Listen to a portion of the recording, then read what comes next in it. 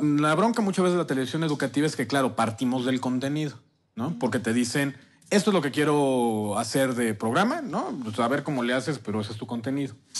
Y entonces, al partir del contenido, ¿cómo te diré? Te das cuenta de que estás metido en una caja, ¿no? Donde ya, o sea, a lo mejor no te alcanza ni para girarte así, ¿me explico?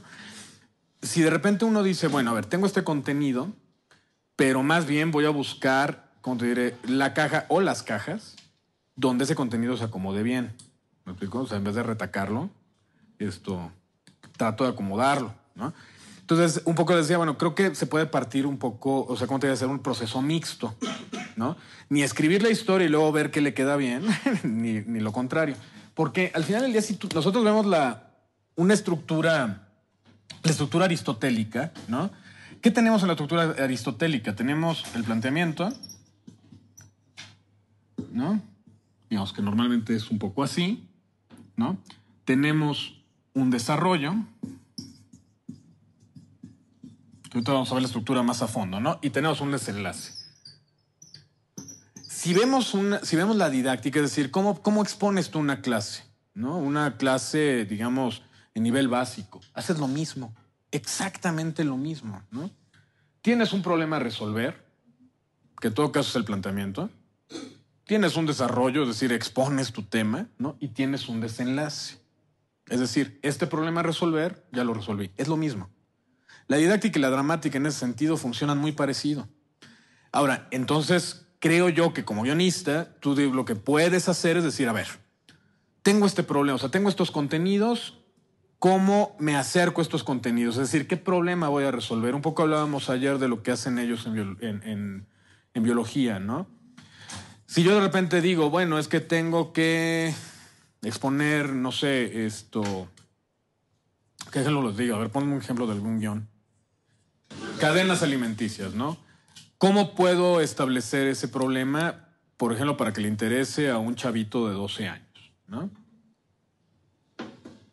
¿Qué se les ocurre? Pues si haces un planteamiento inicial, lo ideal es que en el desarrollo te avientes varios ejemplos donde le enseñes qué son las cadenas, cuál es el concepto y cómo identificar. Ok, pero ¿cómo lo enganchas? Le compraron un hámster al chavito y de repente el hámster ya no está. ¿No? Entonces, ¿dónde está mi hámster? Lo busca, no sé qué, ¿no? Corte rápido, levanta el colchón, se asoma abajo del mueble, pues hámster, quién sabe dónde está, y de repente ve al gato lamiéndose los bigotes. ¿No? Bueno, es un conflicto, digamos, que puede ser muy cotidiano, o sea, que probablemente tú lo pongas y haya varios chavos que digan, sí, a mí me pasó eso, ¿no? Esto, tal. Bueno, y ahí lo que puedes hacer, digo, es con herramientas dramáticas ir exponiendo eso, ¿no? A ver, es que el gato, pues maestro, pues es gato, ¿no? Y no le diste croquetas en la mañana y tenía hambre y entonces, pues bueno, pues es un ratón, maestro, ¿no? Y entonces, si les digo, vas como mostrando los temas. Ahí ya varía mucho el formato. O sea, si tú puedes decir, bueno, tengo esta historia dramática y de repente puedo cortar en bloques muy pequeñitos para que quede el contenido a información un poco más dura que pueda ser atractiva a través de gráficos o a través de animaciones o X, ¿no? O no. Aprovechando eso, ¿cuáles serían esos recursos como de los que puedes echar mano para contar un contenido? Mira, por decirte algo, son recursos que en realidad aluden más al documental, digamos, en este ejemplo que te estoy poniendo, entonces estaremos hablando de un esquema mixto. Yo en lo personal me gusta manejar lo que se llama docuficción, porque la docuficción en realidad no es nada. O sea, porque no es documental y tampoco es ficción. Es un híbrido donde los elementos generalmente no funcionan bien. Y de hecho por eso mucha gente odia las dramatizaciones en los documentales o peor aún en los programas educativos, porque pasa mucho esto que decíamos hace rato, ¿no? De que el niño se come su gato el ratón y va con el amiguito y el amiguito le dice, es que hay algo que se llaman cadenas alimenticias, ¿no? ¿Qué puedes hacer?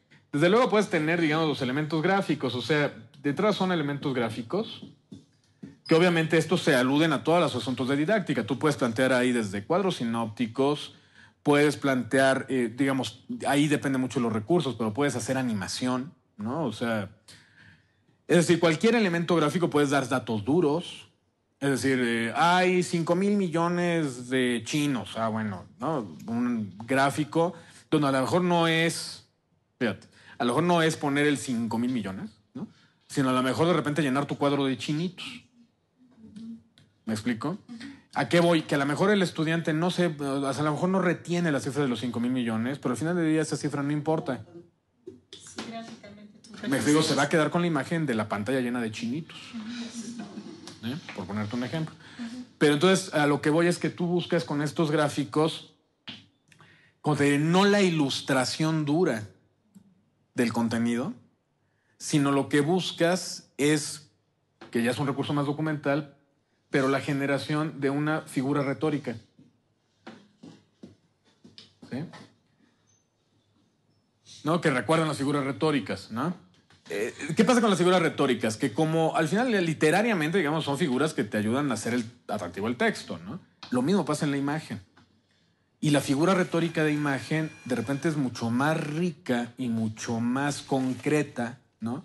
Es decir, la retienes con mucha más facilidad que una cifra en pantalla, ¿no?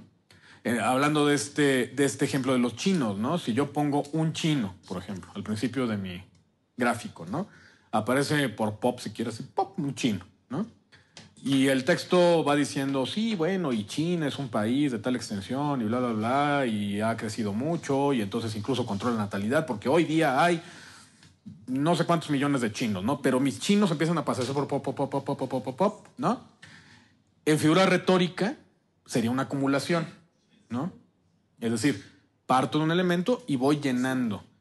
Pero mi retención de esa figura retórica es mucho mayor a que si yo agarro material de stock de chinos caminando en la calle, ¿no? Y meto mi voz soft sobre ese material de stock, ¿me explico? Ahí más bien manejo figuras retóricas. O sea, sí me explico. Entonces, en términos de mi contenido, es mucho más fácil que mi chavo retenga esa imagen.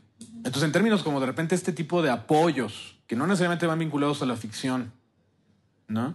Pero que se vuelven como apoyos documentales en realidad, que pueden integrarse o no, ¿no? Digamos, una ficción, te sirve mucho trabajar la figura retórica y trabajar muy cercano con gráficos, ¿no? Es decir, lo mismo que pasa en la Biblia, ¿no?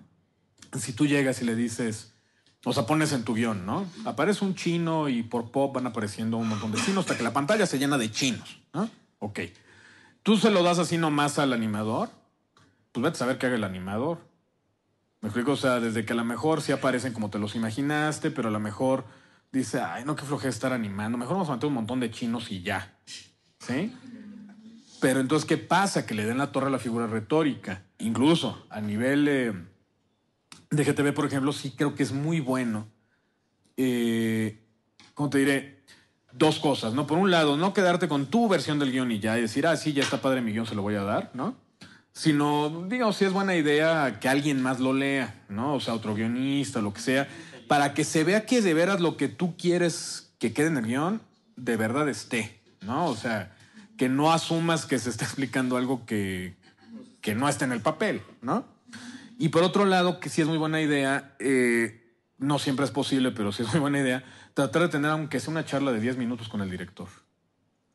Si tú puedes tener esa charla de 5 minutos, sensibilizando al director de, mira, maestro, es que esto está así, porque así queda claro y así los chavos van a quedar con esa imagen tal, es mucho más probable que lo hagan. Hay guionistas, sobre todo, sí me ha tocado conocer un par de guionistas que trabajan materiales de esta naturaleza, digamos, educativos o de capacitaciones, otras cosas, que a mí no me parece tan buena idea, la verdad, porque luego causan hasta bronca, pero que, por ejemplo, algo, el ejemplo de los chinos, se buscan en internet una imagen por el estilo y la clavan en el guión para que les quede claro. Luego genera broncas, porque entonces el director siente que le estás imponiendo algo y entonces en vez de hacerlo, al contrario, se las ingenia para no hacerlo, porque él es el director, ¿no? Entonces lo ideal es más bien que tengas una descripción muy precisa de la imagen, ¿no? Que sea lo suficientemente clara para que yo entienda qué tienes en la cabeza, ¿no? Y la figura retórica no solo puede ser gráfico, sino que también la puedes utilizar, por ejemplo, con stock, ¿no? Si estás hablando, por decirte algo, de sobrepoblación, y de nuevo, digamos, hablando otra vez del ejemplo de la acumulación, ¿no?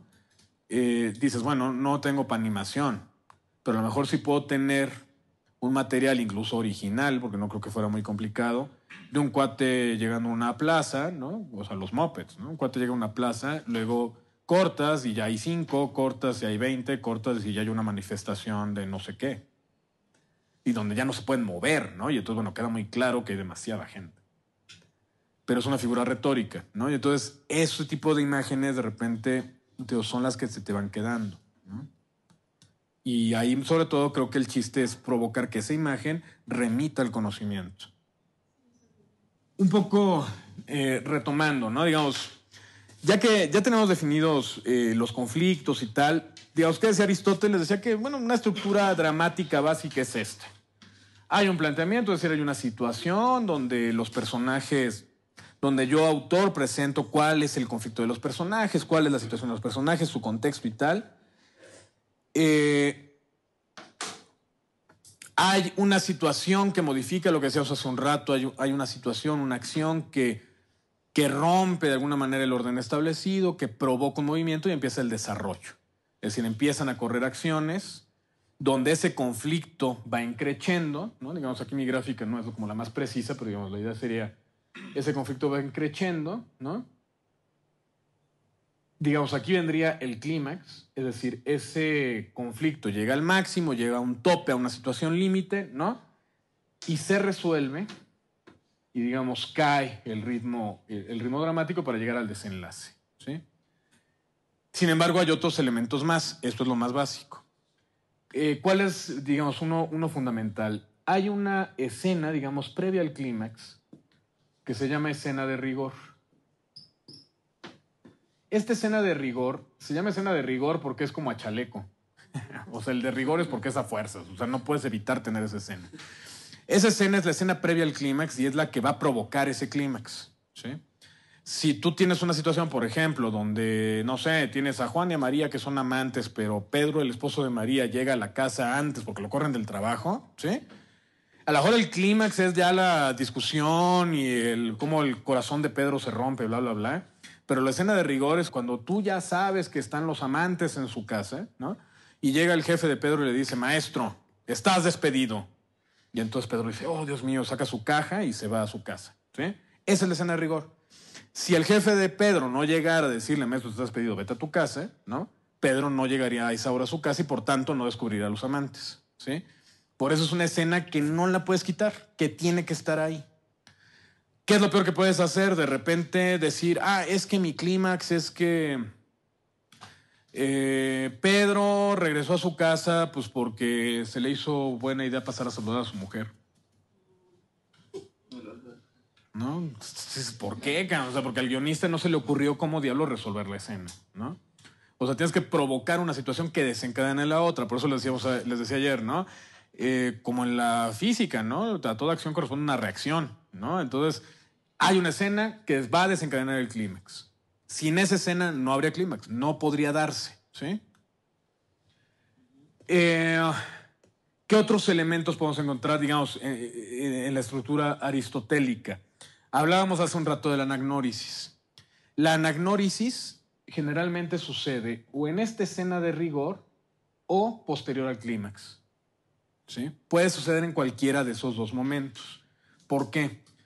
Puede ser, por ejemplo, que la escena de rigor, en este mismo ejemplo de Juan y María y Pedro, a lo mejor ni siquiera es que el jefe lo corre, a lo mejor es que Pedro está en la oficina, no sé qué, y de repente le dice no sé, el chismoso de la oficina, ¿no?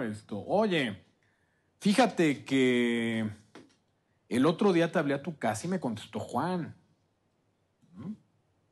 Entonces Pedro dice, digo, es un ejemplo muy chafa, pero bueno. Pero lo que voy es que, y a lo mejor ahí viene la anagnórisis de Pedro cuando dice, por eso Juan nos habla a diario. Y entonces por eso va. ¿Sí me explico? Esa es la anagnórisis de Pedro, ¿no?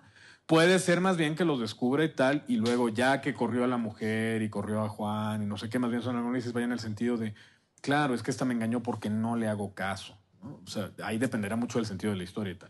Pero vaya, es el reconocimiento del personaje, se puede dar previo al clímax y ser un elemento más que juegue dentro del clímax, o bien posterior al clímax como una consecuencia de, ¿no?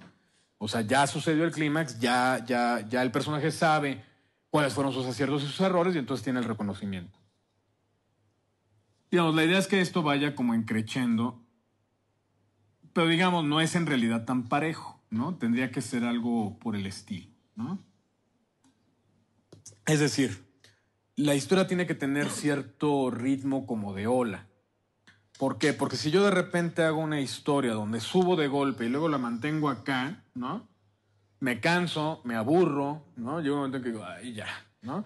Entonces, bueno, parte del chiste es que cada una de estas olas, digámoslo así, tendrá que ser una peripecia, ¿no? Es decir, tendrá que ser un cambio de suerte. Entonces, cada vez que cambia la suerte, tendría que haber, digamos, sube, ¿no? Pasa algo que levanta mi estado de ánimo, no resulta, ¿no? Entonces, bajo, ¿no? Y otra vez. Y lo tengo que ir llevando cada vez más arriba, ¿no? De manera que pueda llegar a la escena de rigor y al clímax. Interrumpo aquí porque a raíz del pues, cine, televisión contemporáneos posteriores al 2005, viene una cosa que, bueno, Lipovetsky define como hipercine, ¿no? Hipermedia. Es un cine tan rápido donde la novedad no permite ni generar un recuerdo de lo que vino, ni descender, ni generar reflexión. Pero a partir de esto, justo de las olas, de las escenas altas y bajas, y de todas esas situaciones, ocurren una serie de cosas bien interesantes ya en este análisis de Lipovetsky sobre la media, que es que la información se da toda siempre en la cresta de la ola. Es decir, llegas a la cresta de la ola y luego no permites que la acción descienda jamás hasta que se acaba.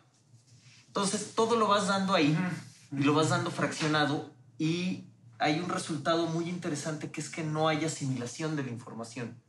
Si le preguntas después al espectador qué pasó, no te saben decir qué pasó. Mira, ahí lo que pasa es que, mira, de mi punto de vista, lo que sucede es que hay un fenómeno actual, ¿no? Que tiene, ¿qué te diré? 10 años posiblemente, donde hay como dos marcadas tendencias, ¿no? O sea, una tendencia que es a la deconstrucción, ¿no? O sea, estas películas contemplativas, donde el personaje llega, se sienta en una silla, y es una cámara que está a 35 metros y la toma dura 10 minutos, ¿no? Que entonces dices, ¿qué está pasando? ¿No? Y son las que ganan festivales y tal, ¿no? Y digamos, y lo que yo llamaría como el engolosinamiento de la forma, que es un poco esto que dices, y que es lo que pasa mucho actualmente en el cine americano. Sí, esto también consiste precisamente en evocar también alguna cuestión básica, que son escenas altas y bajas, ¿no? Así es. Porque en la manera en que intercalas, bueno, primero definir escena alta como acción física o información nueva, y escena baja como digerir esa información o ver las consecuencias, pensar sobre las consecuencias de esa acción física. Entonces, en ese ritmo que tienes de altas y bajas, hay películas que efectivamente se pretendieron, como esta bueno, para mí fue como de las primeras que lo logran, es Doble de Cuerpo, ¿no? Que ya fue de los años 70, ¿no? Entre que precisamente están haciendo una acción, y no permiten la escena baja, ¿no? Y un cine pues, ruso, por ejemplo, ¿no? Que es escena baja tras escena baja tras escena baja, y como la telenovela, que precisamente también tiene una escena alta con una información nueva, pero de aquí a que fulanito se la dice a menganita y luego va pasando de personaje en personaje. Es una administración, digamos, de escenas altas y bajas. Así es. Mira, yo la única diferencia que le marcaría, sí, o sea, sí lo podemos, digamos, clasificar de esa forma, como escenas altas y bajas. La única diferencia es que desde mi punto de vista una escena alta no necesariamente va con acción física. ¿A qué me refiero, no? Sí, o información nueva, pero no solo es eso. Lo que me refiero es, puedes tener una escena muy alta, es decir, donde sí necesites la atención, la concentración del espectador, ¿no? Por ejemplo, con un conflicto interno. Y tu escena baja, por ejemplo, sí puede tener acción física. Es decir, ese personaje recibe una noticia que lo mueve emocionalmente hacia donde tú quieras, ¿no? Tienes esa escena que dramática y narrativamente hablando es una escena alta. Y quizás su respuesta a esa escena alta es salir a andar en motocicleta por el Ajusco, ¿no? Entonces, físicamente hay mucha acción, está pasando muchas cosas, pero emocionalmente hablando, en realidad es una escena baja que en todo caso te sirve, al igual que el personaje, para asimilar la noticia que recibió. ¿Sí me explicó?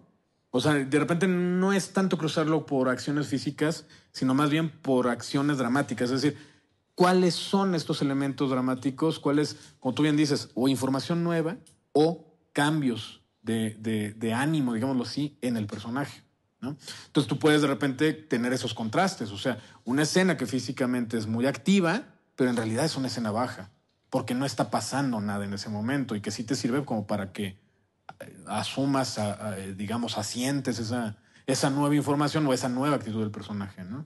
Cada una de estas crestas, al final del día, digamos, si hiciéramos una vista de telescopio, de microscopio, tendría una estructura similar. Es decir, cada una de estas escenas tendría una microestructura dramática, ¿no? Cuando estamos hablando de estas crestas, estamos hablando, ¿cómo les diría? Pueden ser varias secuencias o puede ser una sola, por supuesto.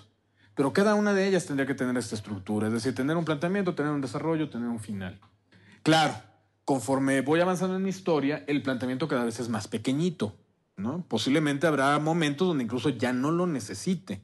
Puedo entrar directamente al desarrollo de la escena porque el planteamiento ya se dio durante todas las secuencias anteriores, ¿no? Entonces directamente me puedo ir a esto, pero cada una tendrá que tener una pequeña estructura, ¿sí? Y entonces, cuando hablamos de estas crestas y valles, podemos definirlas como escenas dramáticas. Una escena dramática es un conjunto de acciones, ¿sí?, que están dirigidas a resolver una parte, digámoslo así, de la narrativa. Es decir, van a plantear una situación necesaria para desarrollar mi narrativa. Una escena dramática, por tanto, puede ser una secuencia, 5, ¿no? O sea, varía, ¿no? En términos, por ejemplo, de un guión de largometraje, un guión de largometraje tiene entre 40 y 60 escenas dramáticas, normalmente, ¿no? Hay cortos que tienen una sola, ¿no? Pero también hay cortos que tienen 4 en 5 minutos. Si de repente tengo una escena dramática donde me doy cuenta que no pasa nada, o lo que según yo es una escena dramática, pero no pasa nada, es decir, no hay un crescendo, no se resuelve, tal, es el momento de select all, delete. Porque entonces no sirve. Dramáticamente no sirve, ¿sí? Entonces, es como buena idea ir ubicando, ¿no? Entonces, un poco les decía, tú vas amarrando estas escenas dramáticas, ¿no? Yo voy dividiendo, voy buscando esas crestas, voy buscando esas curvas, ¿no? Y voy viendo qué material me sobra, es decir, qué de la situación es útil, aporta, me da información, ¿no? Y qué de la situación no, ¿no? ¿Qué me sobra? ¿Qué está colgándome? Un poco por eso te decía, son como dos tendencias donde al final del día hay un desprecio por el contenido y la narrativa, ¿no? Entonces, de repente uno ve estas películas, ¿no? De personajes que se sientan horas y horas y esto, ¿no? Y tal. Y lo que sucede es que al final del día te das cuenta de que no pasa nada. Y no pasa nada no solo porque no pase nada en acción, sino no pasa nada porque te das cuenta de que no hay en realidad movimiento emocional. Es decir, al propio actor interpretando un personaje no le está pasando nada.